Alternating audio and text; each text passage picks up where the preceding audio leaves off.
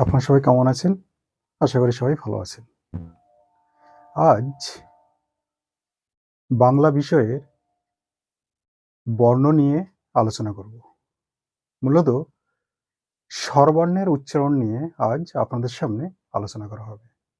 আমাদের স্বরবর্ণের মধ্যে এমন কিছু বর্ণ আছে যেগুলি উচ্চারণ করতে গেলে অনেক সময় সঠিক উচ্চারণ করতে পারি না। আজ মূলত স্বরবর্ণের যে সমস্ত বর্ণগুলি উচ্চারণ করতে গেলে একটু সমস্যার সম্মুখীন হতে হয় আমাদের, সেগুলি নিয়ে আলোচনা রাখব। অর্থাৎ বর্ণের সঠিক এবং শুদ্ধ উচ্চারণ নিয়ে আলোচনা হবে।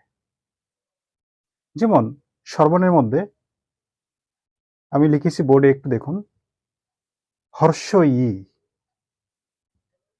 এটা সঠিক উচ্চারণ কি? হর্ষ ই। দেখুন, হর্ষ ই সমান হর্ষ হাইপেন ই ইজিক্যাল টু হর্ষ ই। তাহলে সঠিক উচ্চারণ হয়ে গেল হর্ষ ই। হর্ষ কথার অর্থ হ্রাস পাওয়া বা কমে যাওয়া।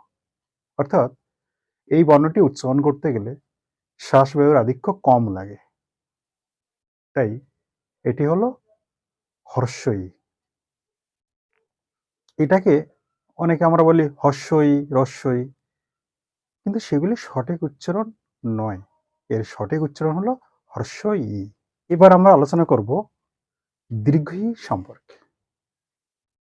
দেখুন, দীর্ঘই দীর্ঘই সমান দীর্ঘ হাইপেন ই ইজিক্যাল টু দীর্ঘ ই।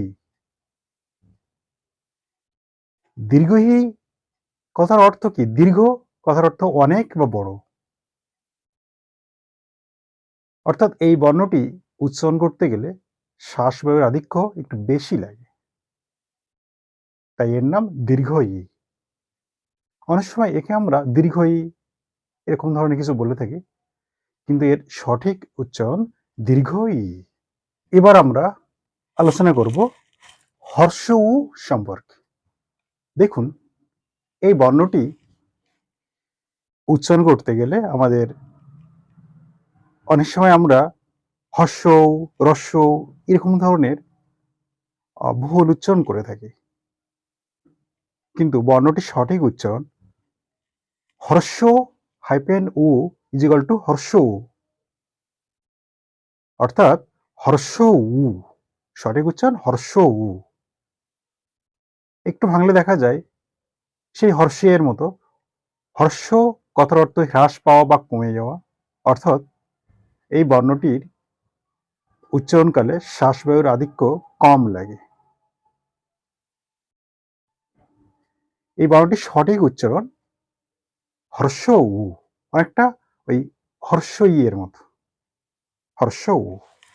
এবার আমরা আসি দীর্ঘ উ সম্পর্কে। এই বর্ণটিকে আমরা অনেক সময়